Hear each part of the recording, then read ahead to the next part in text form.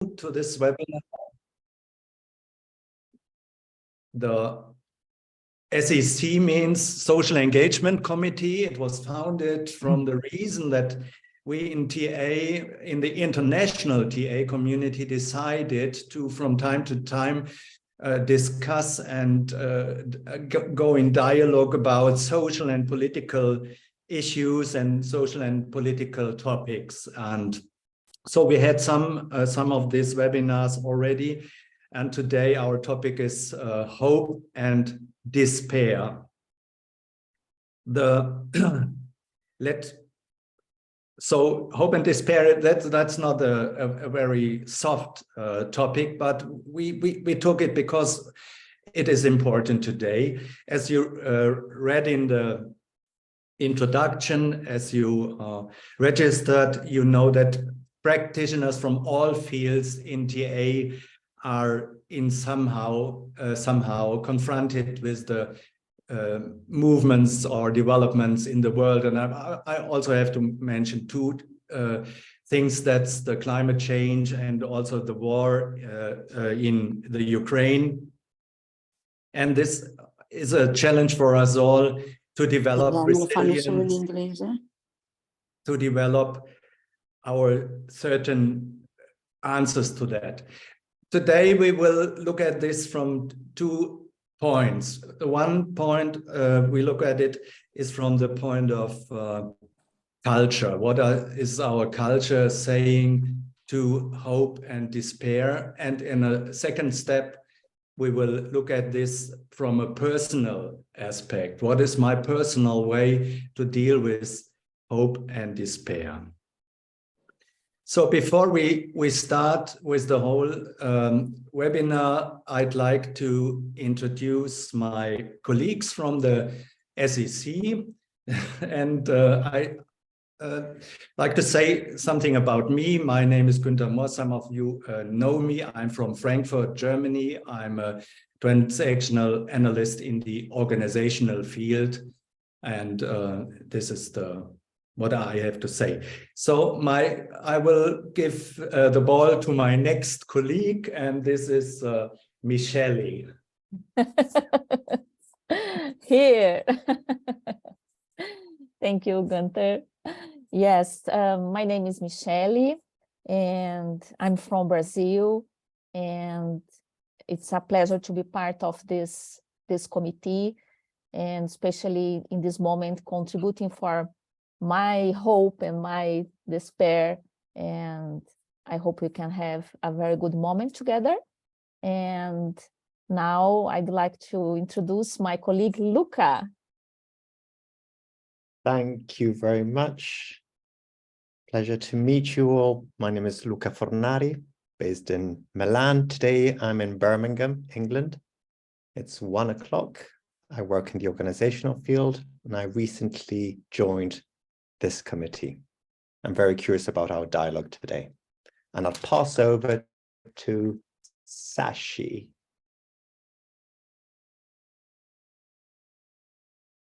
Thank you, Luca. So I'm Sashi Chandran from Coimbatore, south of India.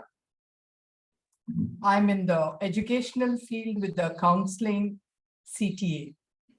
I've been in this committee since inception, about 2-3 years back, and I enjoy. It's been a challenging time, but challenging because some of our members have left, but some of us have held on together, and this topic intrigues me and invites me deeper. Thank you for being with us, and I pass it on to Thorsten. Thank you, Sashi. My name is Thorsten. I'm from Germany. I'm a TSTA in the organizational field, and I'm in the ITAA. I'm president-elect. As a member of the committee, I came later than this committee was formed, and I'm curious about the discussions we are going to have today, and I hand over to the person who will deliver some input. So, Piotr, I hand over a bit of my brain to you. Brain is getting transformed into the clarity of this crystal. Hello, everyone. I am Piotr Dusik. I am originally from Poland. I trained in ITAA in the UK, and now I live in Guatemala. I work quite a lot with international clients, people who moved abroad or people who, for various reasons, live outside of the country of origin. Now, this topic of hope and despair really touches me because it's something I suppose influences how I feel present in my work and how I respond to what happens with clients. And I'm really, really glad to be here with you. This weekend, I had my training endorsement workshop to become a PTSTA in the counseling field. And my sense is really of hope due to the fact that we have so many good professionals in our community, highly skilled, highly ethical, very modern, well-read, and that's part of my situation today with you. So I'm looking forward to sharing with you. Thank you. So we are all through. Therefore, I wanted to add something about it. Our webinars are about dialogue, and they are about talking to each other and to get in contact and to meet from the several points of the world together. And therefore, we have a good experience with orienting ourselves to the concept of dialogue. And therefore, Michele, I would like you to ask you to give the screen to me for a moment. Yes, you can go. So what means dialogue? This is a concept I developed with Salma Siddiq for some time ago, and it's very important if we talk about very emotional topics. And so dialogue is a conversation with a purpose. It is civilized operation, democratic, and a constructive act. So this could be a point that we can mention, that we can have in our mind when we are going into the breakout rooms later, also when we are in the plenary. So I would like to mention 5 points. First, there is the respect that is formed by our I am okay, you are okay in the transactional analysis. You all know that. Then there is the point, suspend beliefs and judgments. Sometimes if we have some topics and we are emotional, we fire out sudden judgments and our beliefs. So to suspend them, to hold them back for a moment is a good advice for our dialogue. Then speak from your heart. It's not about talking scientific wisdom, it's speaking from the heart. Then there is the point of listening, so that we listen to the other one. And the last point I want to mention is the relational ethics, that we create something together. There is the co-creative aspect in the transactional analysis today. These are points I want to give in the beginning that could be in mind for our dialogue today. So I come back, then I have to look at my list. Yeah, first, last point I have to say, or wanted to say from myself, this hope and despair, I think is a very interesting topic, because it shows the real depths of human life. And something I always say to my candidates is, life is not a wellness hotel. So we are, as transactional analysts, we are specialists also to be with people, to accompany people through all life situations. Therefore, hope and despair is a main topic for us. So that's for me, and I hand over to Thorsten now. Thank you, Günther.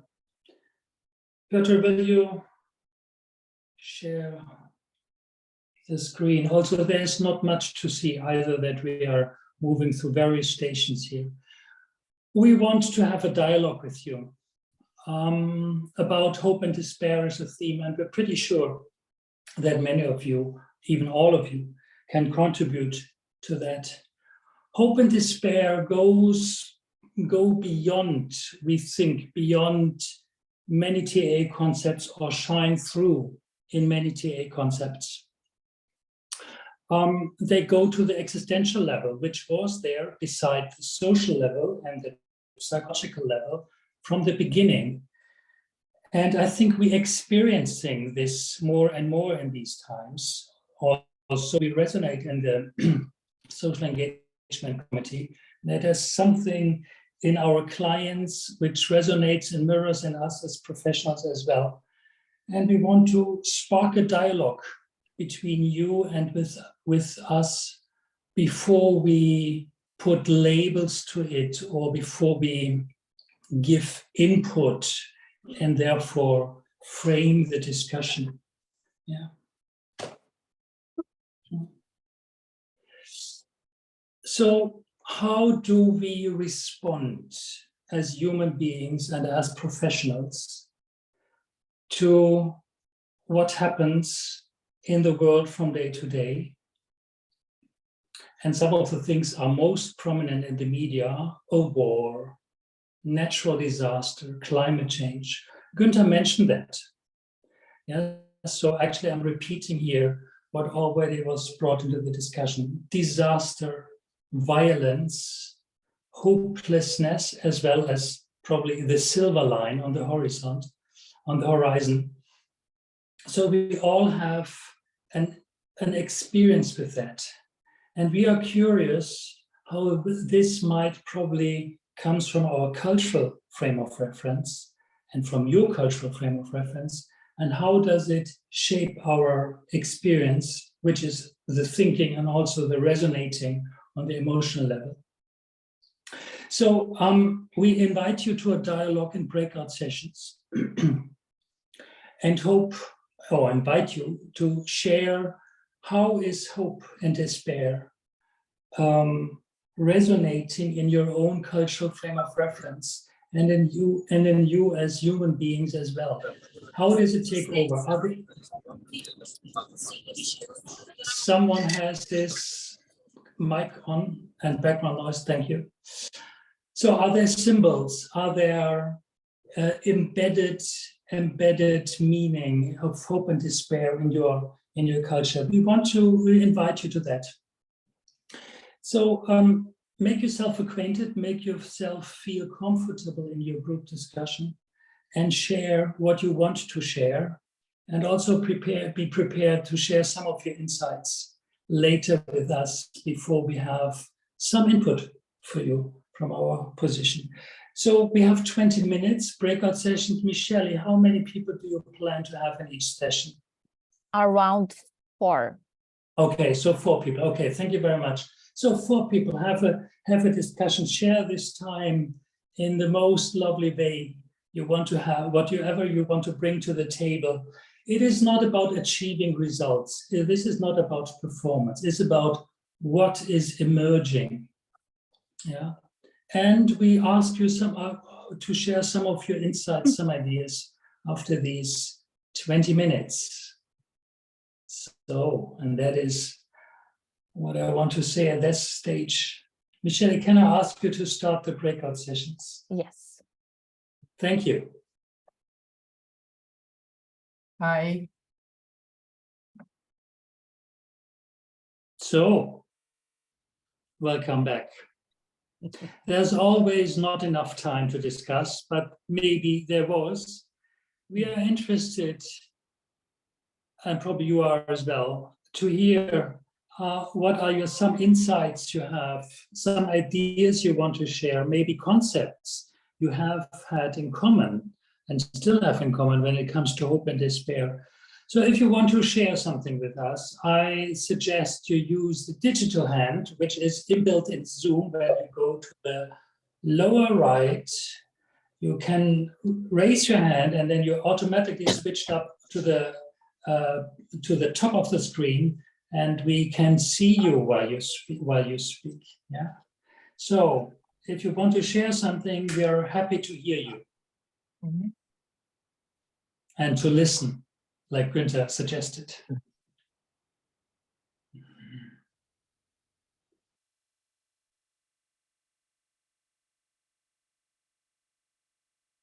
So, Alistair, I see your hand waving. Well, I'm offering just to make a start, a comment. Please.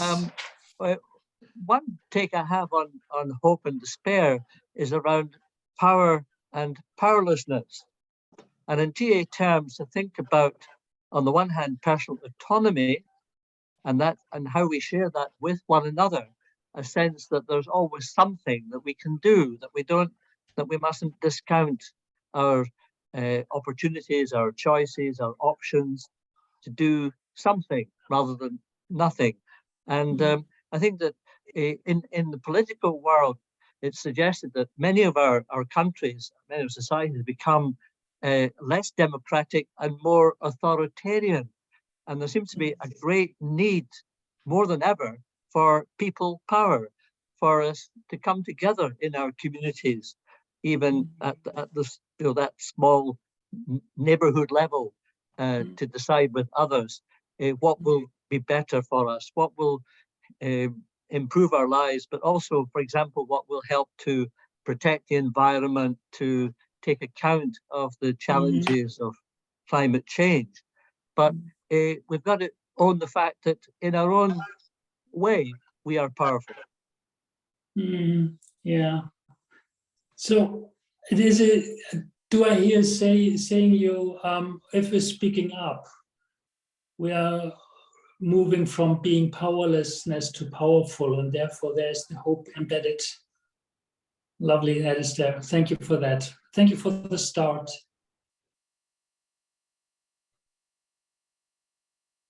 And I'm on my iPad, so I have to move around the screen. So Christina Pop. Yes, hello. In our group, we more or less explicitly kept going back to relationships. So, for example, Alistair was mentioning the having a direct relationship with our authorities, and we talked about raising children and fostering their hope. And for me, I think in my culture, this is what I find the biggest struggle, because I come from an ex-communist country where for a long time it was necessary to be very skeptical of everybody around you, because you could get in very big trouble if you trusted the wrong people. And I can still see the echo of that, of very low hope in the power of collaboration, of doing things together. I see more hope for, I'll get by somehow by myself. And like someone else was saying in our group, more hope for survival rather than for thriving. So I think the biggest challenge I see, this is for my culture, and also generally I think we need hope for something that we don't yet know how it will look like, because I think each culture has a narrative about what hope for a good life looks like. And if the big narratives are changing and we don't yet know, okay, so we are hoping for a good future, how will it look like? Well, we don't know yet. And how do we, how do we keep the hope alive for something that we can't maybe imagine? And I think that's why I'm very grateful for these kind of spaces in groups like you created today, where we can come together and each of us bring something, and then a new story can start to take shape. So thank you, Christina. I knew that Alistair is from UK, so I'd never asked. Christina, where are you from? Romania. Romania. Thank you, Christina. Yeah. We have James now. Oh, James, yeah. Hi, and I'd also like to thank the panel. I don't know what we call you, but thank you for setting up the conditions for this dialogue. I think that was a great basis for us to begin our exploration. In the group that we were in, we were very multicultural. And I think what was really interesting was how systemic the roots are of hope and despair for each of us. So I described growing up in Scotland at the time of Margaret Thatcher being the Prime Minister, and that the prevailing narrative in Scotland at the time was one of despair because of her leadership. But to other parts of the United Kingdom, that would have represented hope. So we got into the polarization of hope and despair. And then for Azumi, she shared about how linked hope and despair in Japan are to nature, to the threat of natural disaster. And for Ruma, she talked about her parents and their experience of being indentured, which Ruma, you'll need to explain that. I don't fully understand the implications of that, but that was very significant in their upbringing.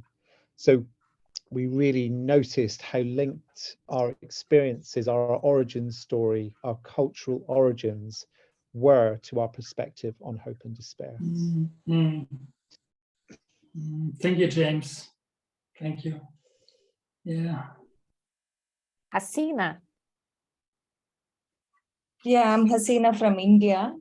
And in our group, we discussed about religious scripture and culture where hope is seen as sacred and despair is seen as profane, where there's no scope for despair to emerge or talk about those feelings. Hence, we are drilled with this injunction of not to think or to be a child and express our feelings around the despair. So while the world is experiencing a war or an environment crisis, it is denied, the existence of the issues are denied, and then we discount through this, assigning our responsibilities to the gods, and God will take care of it. So you just have to hope that he will do the best, God will do the best, and otherwise the demon is taking the place of despair. So there is a denial of the reality, and which is culturally very much in my context where I live. And that is what we discussed. I'm fascinated by the idea that is discounted. You might also say there's a way to find around the despair, isn't it? Yeah. Despair is profane, you say. Okay. Thank you. Yeah. Anyone else who wants to share? Let me look around the screen. As I said, I'm on the iPad. Mo, yeah. Our group had a really rich discussion. Thank you. So we talked about how in certain cultures that there was an element of despair that was accepted, almost accommodated, treated as this is normal, and an expectation that things would change. And the difference between perhaps a Catholic religion and a Hindu perspective, where the belief or the general attitude is that despair doesn't last, it will pass, and that hope equals the sunrise. Also, from something that I was familiar with, the idea that in certain Western cultures we're conditioned to look on the bright side, and that hope, sort of a type of hope that's not rooted in reality, but sort of fantastical, is like what I would call the Pollyanna syndrome of if you always have to look on the bright side, what we don't ever do is come to terms with our own despair and how we sit with despair. I personally see that as a developmental issue, which if parents don't sit with their children in their disappointment at an early age as they realise the realities of life and family, that the child learns to avoid that feeling or not share it. And so that ends up with that Pollyanna syndrome, that we should always look on the bright side of life and discount the reality of despair. And one of the things that's really influenced me very recently is hosting the support group for the Ukraine therapists and counsellors, psychotherapists who were living in Kiev. And my resistance as I was going to speak to them once a week, which I had to work out, was actually my feeling of not being able to solve the problem as a therapist. You know, you've got no strategy, and I realized that my strategy was just to be with, and the ability to be with someone in despair is probably as much as you can do, and then expect something new will emerge that takes us to hope. So that's our. Thank you, Mo. Yeah. Swiping around my screen. Anyone else care to share an observation? We had a discussion here while you were in the breakout session, and Günther and me, we are both from Germany, and we shared a bit of, well, it's probably a cliche. However, we share it in a way that there's not much emotion in the display of Germans. So maybe not much of hope and not much of despair. Günther, is that what you were saying when we had the discussion? Yeah, there's a difference between what is inside of the people and what they show. And yeah, I think this is also, as was mentioned earlier, it's one point is religion, the other point is experiences in history. Germans had some points in history where they were very, very focused to the outside, and then after the Second World War, there was this reduction of emotions. That's, I think, a very historic experience for us. So now, yeah, thank you. Yeah, I think let me just respond to that, Günther. Probably when Alistair mentioned it's important to get back the power. It's the way we probably do it. We just say, okay, let's have a plan. Let's work through it in order not to feel in despair. Yeah. Okay. Yeah. So, Alistair. Yeah, I wanted to make a comment about, I think it's important, as it were, to feel the pain of the world, the pain of the crises that we face. And I think that itself can be either motivating, or it can be demotivating when we feel helpless in the face of overwhelming challenge. But I do think that we often try to protect ourselves, insulate ourselves, like from the news. We stop looking at the news because it's depressing. So I think that there's a level there of being able to be vulnerable, to be affected by what is happening in our world, allow ourselves to be aware of it, and not to hide from it, and therefore to feel that we really deeply care about it, rather than to cut ourselves off from it because it's too much. Yeah. Thank you, Alistair. Thank you. Christina? Christina, yeah. And again, I want to bring back how important relationships are for that. If you've seen the movie Don't Look Up, I was so touched when I don't know if everyone has seen it. It's about the world coming to an end, and when people realize that something really awful is about to happen, almost everybody turns towards someone they love. So they start, I'm going to call my sister, I'm going to spend this time with my mother. Some of them gather to spend the end of the world together. So I think this is what makes it possible to face that pain. To the degree that we can face it, we need to face it together with others. At least that's my experience. Okay. Yeah, thank you. So I jotted down some keywords, and I know this is my own bias, my filter. So we had the balance between power and powerlessness. We had relationship, survival, the hope for the future, the systemic roots of hope and despair that religion probably provides us for a solution, but also there might be a discount. And there's probably the need in the Western world for a bright side. Looking at the bright side is probably another way to say the discount in what Cecina was mentioning. And it's probably a developmental issue in order to deal with disappointment, which is, of course, an aspect of hope and despair. And I hope I didn't forget anything. However, Piotr, maybe that resonates a bit in what you have to offer for sparking a further discussion. Can I hand over to you, Piotr? Yes, with pleasure. Thank you.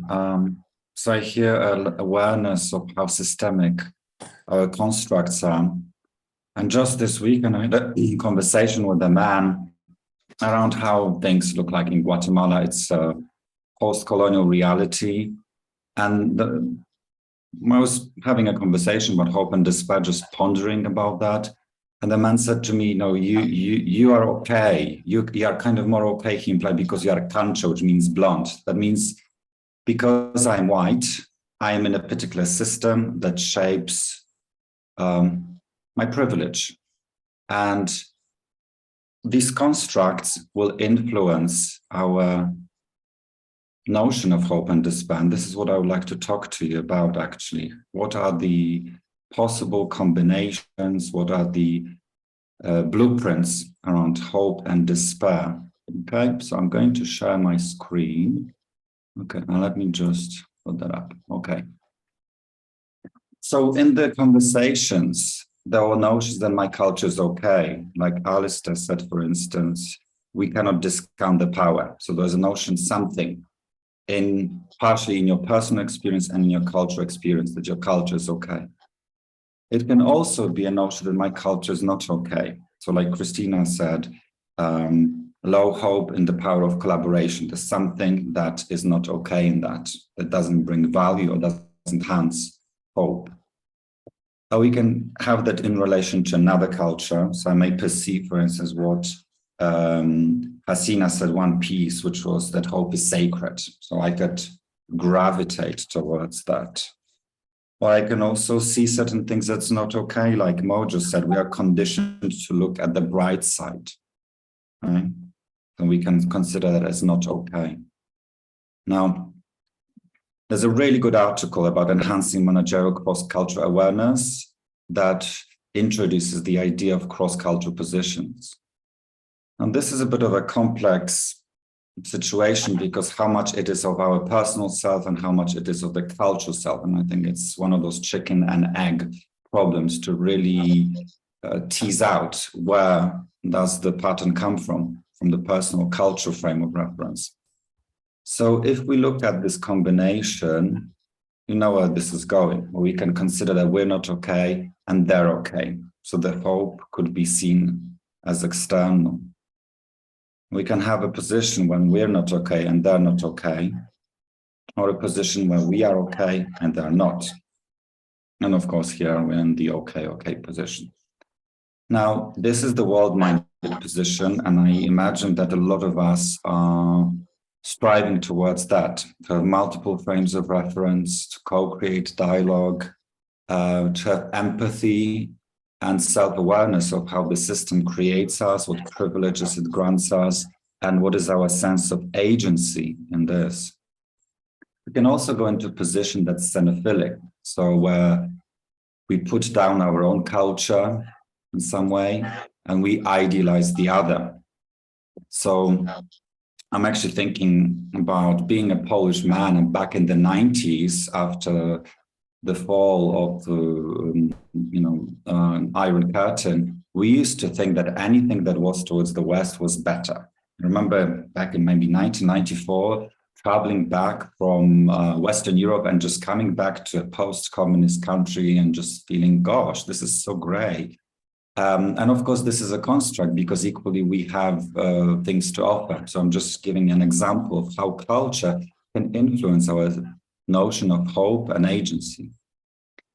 Equally, we can go into a position that's misanthropic, where there are significant negative experiences that influence our worldview. So for instance, working in Guatemala, I was collaborating with an NGO and providing group counseling to indigenous women who suffered domestic violence. And it was very, very touching, and in some way, I think I share what you said, Mo, in that space. Where do I bring hope? What can I do? If, for instance, we're writing the contract and some of the women were illiterate, so they could not sign the contract. They could only just put some ink on the thumb. And that's the system that creates that. And if someone cannot read or write, the notion of changing their personal script and building hope through changing narrative, that will be disrupted. But I also want to give you an example of what perhaps, not that I'm rushing into a solution, but what perhaps can be done. And one of my colleagues was working with that group of women, providing workshops around emotional literacy. And one of the workshops, she brought lots of mirrors. And she was asking the women to look at themselves in the mirror. She was teaching them how to see beauty in themselves, to stop mindfully and feel your beauty as a woman. And the sense that beauty can be sacred, and connecting to beauty, seeing beauty in yourself can have power. She was teaching the women to make jewelry. She was teaching them how to speak about the despair, maybe not always with words. Okay? And now I can also consider the xenophobic position. And I mean, we don't have to give examples here because I'm sure you are aware of situations where xenophobia shaped the situation, yeah, the narratives around they're coming over here and stealing our jobs and whatnot. And so we've got those four cross-cultural positions that will influence our notion of hope and despair. Now, I would like you just to take about 30 seconds to look at this slide and to digest it all together.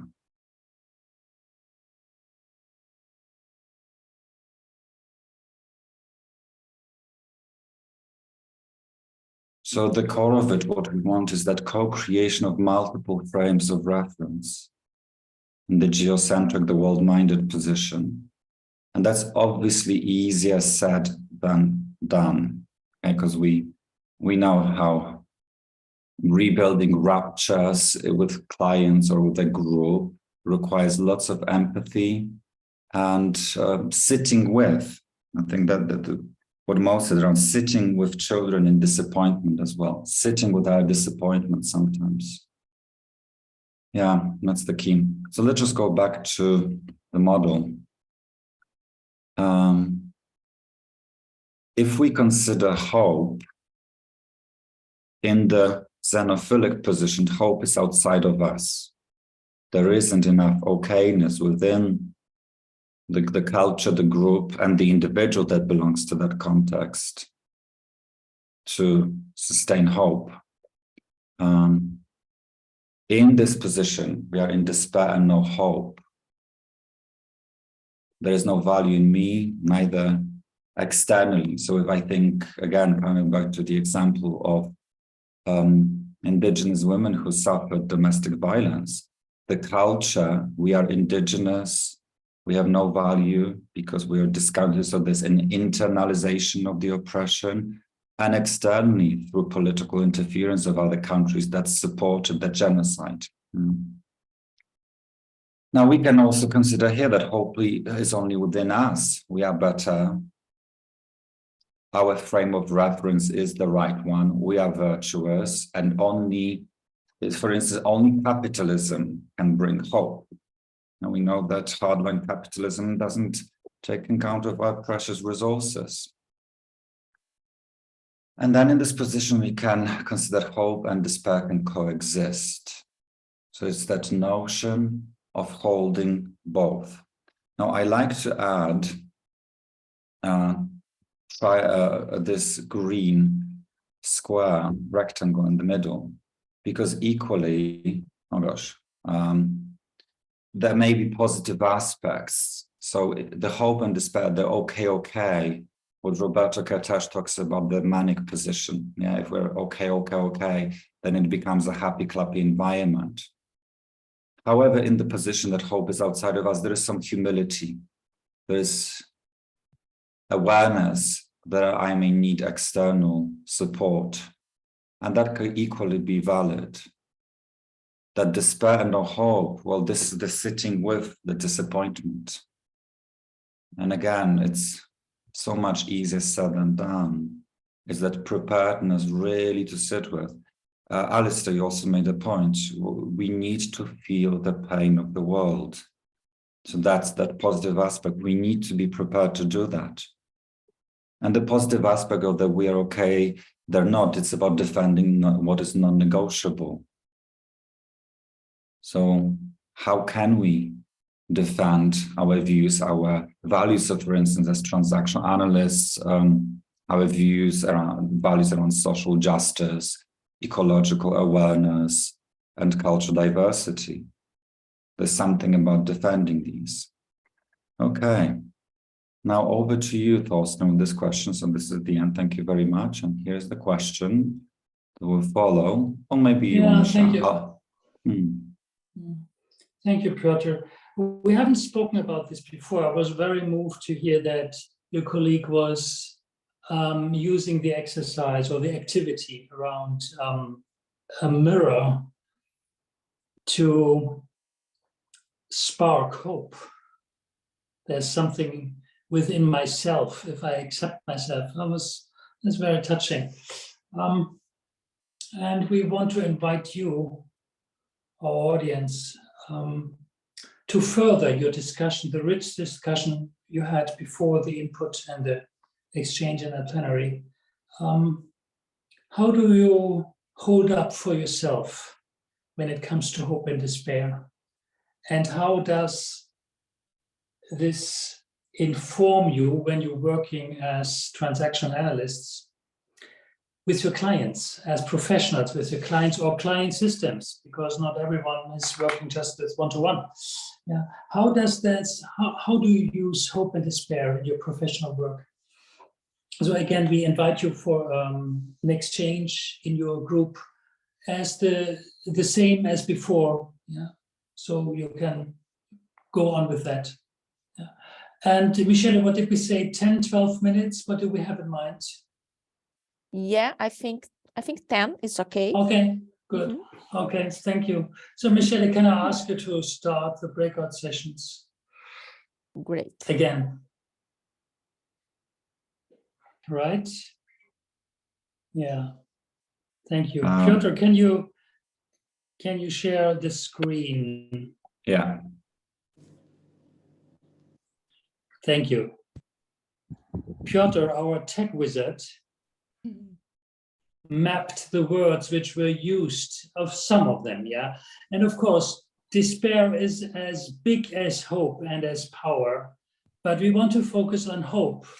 I'm mindful that most said, okay, probably in the Western world, we're looking at the bright side, but we want to have a short exchange. How do you co-create hope in your professional work? How you do that?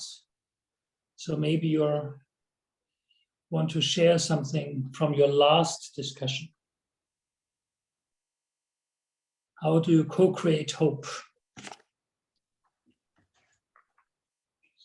And I'm looking around my screen, whoever wants to raise your hand so Michelle will see. She's on the bigger screen.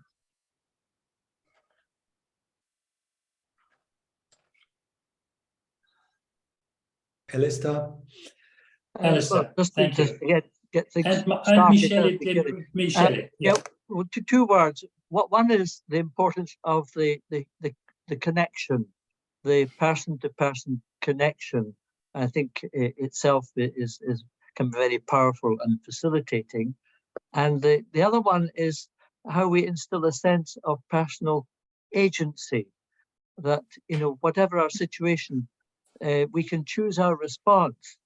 thinking of Viktor Frankl, we can always choose our response. There's always a choice to be made. Yeah, thank you. And Michele. Michele. Michele, I'm sorry. Thank you. I was very impressed by Piotr's speech. And the principal concept is it is okay to feel despair. It is okay to feel anger, fear, or other unpleasant emotions. How can I enhance hope?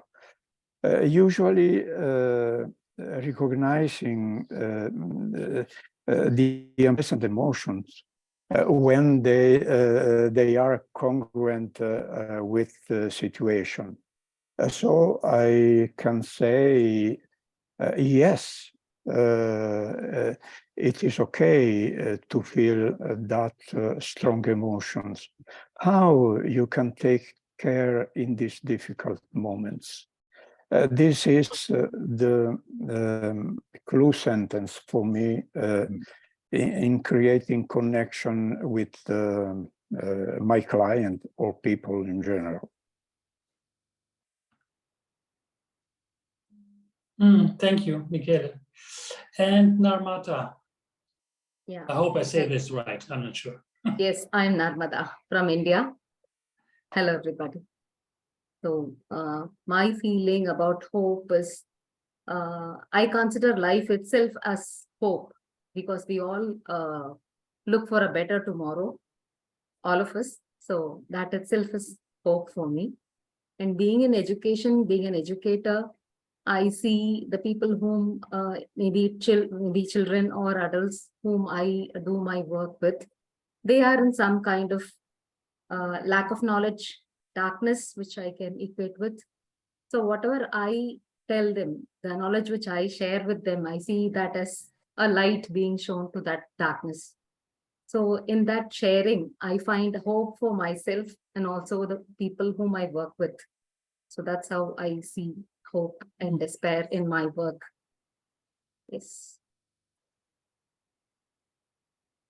Thank you. Thank you. I saw Elaine hands.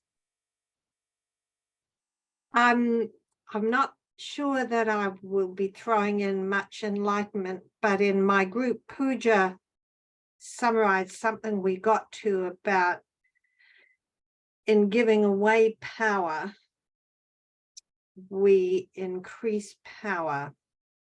And so I'm thinking in my work to sometimes admit my own lack of power to shape someone else's despair, and the courage to just be with it. Thank you, Elaine.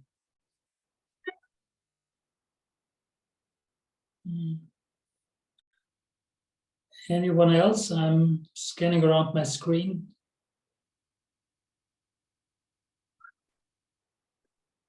Christina. Michele, do you? Okay, I see it. Christina and Sushmita. Sushmita, yeah. I want to continue on something that Elaine said now. I remember that once I had a client who was in depression, and she was telling me in a session that she doesn't have any hope for herself. And I told her that I hear that, and I'm fine with keeping my own hope for her while she doesn't find her hope. And that can be such a relief when you are no longer forced, or you don't feel the pressure to find hope at any cost right now. And also something that I want to add is, for me, curiosity helps me find hope for myself, and also it seems to help in the connection with my clients to just be curious about what is happening and what can come out of it. Thank you. Sushmita. Yes, I find hope when I help people.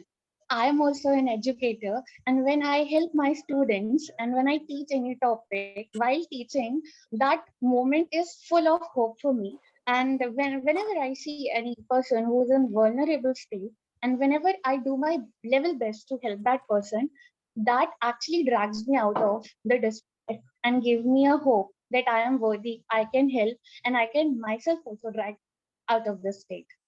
Thank you. Thank you, Sushmita. Yeah. Yeah. Ritika, and then Amalia. Yeah, hi everybody. I was wondering, while working with a client also, or seeing hope also something like physis, and while I am working with a client relationally, if I'm able to hold that despair and just not, I think there is hope just in that relation itself. That at that moment I'm able to experience my full despair, and that there is hope that this relationship exists. And I think that function itself, and I trust the client that hope will emerge for them, just as the physis. And the same for me, yeah. And Amalia. Yes, I want to share with you a question I received recently from a supervision session. And the question was, what aspiration do you have for your client? It was a client case. And that question was like a wake-up moment for me, because I became aware also about myself, that in my personal life, I have many times many moments when I am more in the despair position because of many personal reasons and events. I decided to just to survive and to give up of my dreams and aspirations that I can achieve a better stage, better place for me. But this question, what aspiration do you have for your client, was like, okay, do you have some aspiration for myself? Well, this was an insight. And also another insight was, I have this belief for me as a psychotherapist that in psychotherapy, I can a small transformation, change can happen. This is a belief I have. Something new can emerge, as a person said. Because if I don't have this belief, what is the meaning of my work as a psychotherapist? Yeah. So I have some aspiration, but let's say I discounted. I wasn't aware enough about this idea, aspiration and physis, and what can we do. And yeah, sometimes it's difficult for me to stay with the despair of my clients, with I don't know, I cannot do anything. And because I jump up too early to a proactive movement, you can do this. Hey, you will find something. Don't give up. But sometimes, really, we need to stay with the despair, and have the hope that something new will emerge. Yeah. Thank you. Yeah, thank you, Amalia. It's the urge of looking at the bright side was kicking in. Yeah, thank you, Amalia. Günther, may I hand you over to you? Yeah, thank you. I saw Mo raising the hand, but we have to follow. Oh, there's Mo. If you, I would give you 2 sentences, Mo.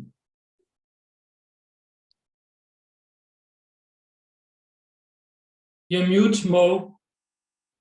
You're mute. I wanted to link with the last 2 speakers who raised the idea of physis and connection, which is about attachment. which I think is where the child development issues, when they're discounted, result in an inability to sit with despair as an adult. And our jobs as therapists is to be able to sit with people in despair. Thank you very much. Okay. So I would like to hand over to Piotr, who I think you listed the words, or am I right? We had the words from previous discussion. This was this is what we had. Okay, not. No, I thought you also recorded the others. Then give it back to me. So 3:30. Therefore, I have to thank you all for your participation, and my colleagues from the SEC for their contributions they had. And what resonate on that, I learned when I worked for some time at the Hebrew University in Jerusalem, I learned resilience is not inside of a person. Resilience is co-created between people. And I think that was an intention we had to bring people together today and to share our experiences about that. And I think that is, and I'm very grateful for you all being here. And we invite you for our next webinar. We have not a certain topic in the moment. Maybe you can write us what you are interested in. And then let me close the session with a thank you to you all. Thank you. Goodbye. Ciao. Thank you. Bye. Thank you very much. Goodbye. Thank you. Thank you. Take care. Thank you so much. Bye. Thank you. Thank you. Thank